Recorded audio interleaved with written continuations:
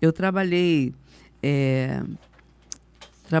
em lugares de infratores, tenho assim muita experiência dolorosa, dolorida, de crianças, de adolescentes. Menores infratores? Menores infratores. Eu trabalhei até... Tinha um menino, chamava-se Isaac, lembro dele como se fosse hoje. Ele já tinha passado dos 18 anos e a FUNABEM, que depois se tornou CBIA, e foi o antigo SAM, ela não tinha mais nenhum... Eu estava na parte do hospital e esse garoto, ele fugia. Ele foi um filho de uma prostituta na Central. Ali ele foi criado, ali ele também se prostituía. Contraiu AIDS, nós cuidamos de muita criança com AIDS. HIV. HIV. Caramba. É. E eu lembro desse menino, ele chegou, ele já tinha feito 19, não tinha mais direito a estar no hospital, mas ele foi subindo, o hospital ficava numa parte montanhosa, subiu, entrou pela cozinha, eu tinha acesso, aí ele veio, aí eu permiti ele comer, estava com muita fome, todo sujo, cheirando talvez tomasse banho há muito tempo. Aí todo mundo começou a sentar cada dia. E era lugar que médicos, enfermeiros, todo mundo comia daquele lugar. Aí eu fui, o Espírito Santo me moveu. Peguei a minha bandeja e sentei à mesa com ele. Quando ele olhou assim para mim, e eu comecei a comer, ele olhou para mim, uma lágrima rolou no rosto dele. E ele falou assim para mim: obrigada, tia. Aí eu falei: obrigada por quê, Isaac? Ainda brinquei com ele. Porque você está sentada aqui comigo. Naturalmente já deve ter morrido. Porque ele estava bem doente. A outra vez eu cheguei numa enfermaria e eu peguei uma auxiliar de enfermagem. A gente chamava que era a enfermaria das plantinhas. Ou seja, ali ninguém se mexe, ninguém se move. Só comem e ninguém fala. Problemas neurológicos muito graves. Meu Deus. Nascem assim. E a FUNABEM tomava conta disso tudo. E aí eu cheguei para passar visita, para ver a necessidade de cada um, fazer a dieta. Aí eu chego na enfermaria, era à tarde, que médico passa até de manhã, depois fica com a enfermagem. Aí eu chego para passar, tá a enfermeira, a auxiliar de enfermagem, falando as coisas piores. Vocês não prestam para nada. Vocês são os vagabundos que dão trabalho pra gente. Aí começou a xingar. Eu não aguentei. Falei: o que é isso, menina? O que você tá falando? Aí ela falou: eles não entendem nada. Quem falou que eles não entendem? Que eu, quando olho para um garoto, que já era um rapaz totalmente, eu vi uma lágrima correndo no olho dele. Meu Deus. Nossa. Eu fiz: Jesus, tem misericórdia. Ele está ali, preso naquele corpo, mas estava ali, entendendo tudo que aquela famigerada daquela mulher, péssima profissional, estava fazendo. Então a gente tem experiência. E uma vez eu tratei de uma diabética, era uma diabética descompensada, era uma infratora, e ela era lá para dentro de Belford Roxo que eu ia. E aí cheguei e percebi, a hora que eu cheguei bem cedo, e eram aqueles portões pareciam de presídio, percebi a hora que eu cheguei bem cedo que ela estava sem movimento na cama e estava com hálito, com cheiro de maçã. Para a gente que é nutricionista, a gente entende que ela está em coma, já entrando em coma, né? Porque, no mínimo, ela deve ter burlado toda a dieta e comido tudo que não podia. E ela fazia isso. E ela era meio bancada das ideias. E ela tinha muita raiva de mim, porque eu dizia quanto ela podia comer do que para poder ter saúde. Ela era insulino dependente, mas ela pegava e davam para ela. E ela tinha raiva de mim. Aí, quando eu vi como ela estava, eu falei assim, chamei a enfermagem, depressa, leva para o hospital de Bom Sucesso que ela vai morrer. Ela está em coma diabético aqui e o hálito dela está com cheiro de maçã, ela está morrendo. Correram com ela, levaram na ambulância, passou. Um dia ela volta, vai para lá de novo. E quando eu fui passar a visita, ela falou, foi você, né? Foi você. Caramba. Você vai me pagar. Você me mandou para o hospital. Você vai ver o quanto custa a tua vida. Aí eu falei, mas eu te salvei. Que me salvou nada. Você não me deixa comer nada. Você ainda me mandou para o hospital. Tu vai ver o que vai acontecer. E eu esqueci. Aí eu chegava na unidade, lá em Belfort Roxo, 6h30 da manhã, mais tardar 6:45. E eram portões de madeira muito grandes. Eu entrei para o primeiro, bateu atrás de mim. Entrei pelo segundo, bateu atrás de mim. Entre aquele portão e aonde eu tinha que ir, que eu ia ver a cozinha, o portão bateu atrás. Era mudança de plantão. E aí eu vou. Porque quando eu tomo aqui o foco de eu ir para a minha porta, estava ela no canto, com as mãos para trás. Eu lembro como se fosse hoje. Ela só tinha um dente aqui. E rindo, um sorriso horrível, Abigail. Nossa, meu Deus. Ela com a mão para trás assim, falou, é hoje. E rindo para mim. Eita. É hoje.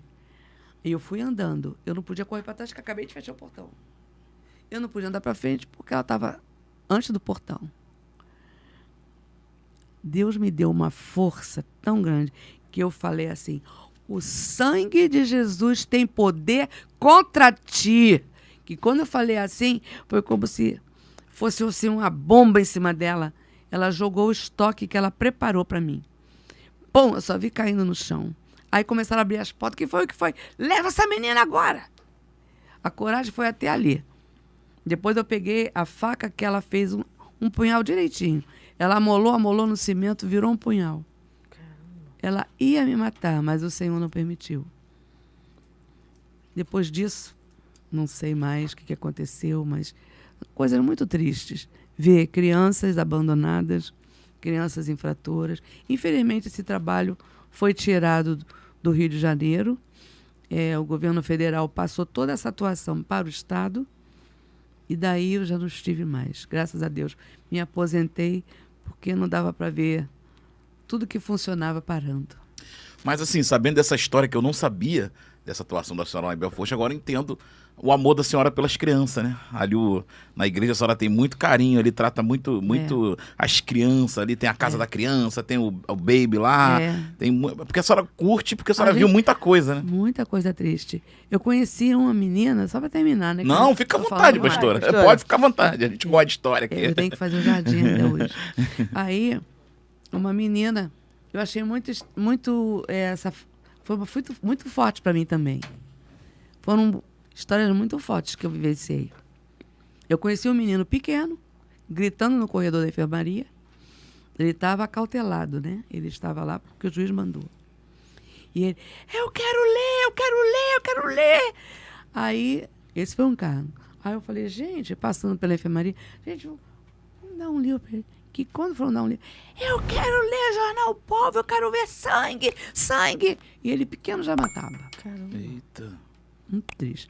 E vi um outro caso de uma menina que estava com a barriga já de uns 7 para 8 meses.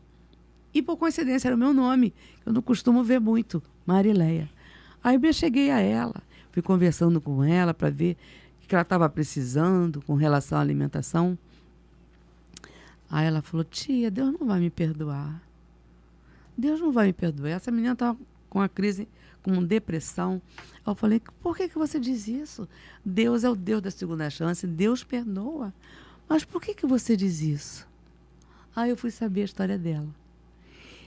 Ela foi criada no orfanato. Os pais largaram a ela e todos os outros no orfanato. Um belo dia, ela passeando ali na praça de Niterói, ela encontrou um rapaz, gostou dele. Infelizmente, transaram e ela engravidou. Qual não foi a surpresa? Eles tinham o mesmo nome. Qual não foi a surpresa de ela saber que ela tinha transado com o próprio irmão? Eita! E ela virou, tia, Deus não vai me perdoar. Vai, minha filha, você não tinha consciência disso. Vai perdoar você. Ela chorava muito. tia, eu não gosto do meu irmão como meu irmão, eu gosto dele como homem. Meu Olha Deus. que situação. Nossa. Meu pai. E ela só foi saber que tinha um irmão porque ele passou pela praça que ela estava, num lazer do orfanato, se conheceram. E vocês acreditam que essa criança nasceu perfeita? Glória a Deus. Nasceu perfeita. Depois eu não soube mais, porque aí fui eu que saí das histórias. Cada história assim, muito triste, Não muito feia. imagina a cabeça, né? Como é que deve ficar para presenciar isso Outra sem... coisa também que me chocou muito. E como é importante, Abigail, a gente dar atenção às crianças. Tinha uma menina que cada dia que ela chegava na unidade, ela tinha um nome. Um dia ela era Valéria, outro dia era Márcia, outro dia ela era Beth. Cada vez que ela rodava o Brasil todo nos caminhões dos caminhoneiros, Eita. se prostituindo. E chegava toda cheia de doença, era tratada, curada, lá ia embora ela. Um belo dia ela estava com a equipe, psicólogo, tratando, psiquiatra. Ela soube que a mãe ia na unidade. Todo mundo fez a maior festa. A mãe da Andréia, agora era Andréia. A mãe da Andréia vai vir, todo mundo. E ela numa expectativa de alegria muito grande. Nisso a mãe chega. Me deu vontade de agarrar o pescoço daquela mãe. Os maiores palavrões daquela mulher, xingando a filha. Eu só vim aqui para pegar meu casaco.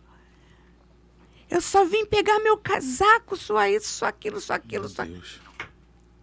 E foi só para pegar o casaco mesmo. Meu Deus. É um mundo paralelo que a gente que é cristão desconhece, E que existe, né? mas existe. Caramba. E a gente, como cristão, quando chega, tem que fazer a diferença nesses lugares. Nossa, deve Mas ser. ela... Aí essa menina afundou. Afundou. E aí eu não sei mais. Possivelmente não está mais viva. Porque era muita promiscuidade. Isso quantos anos ela tinha? Ela devia de ter 16 anos, Bem ou novinha. 15, ou 14.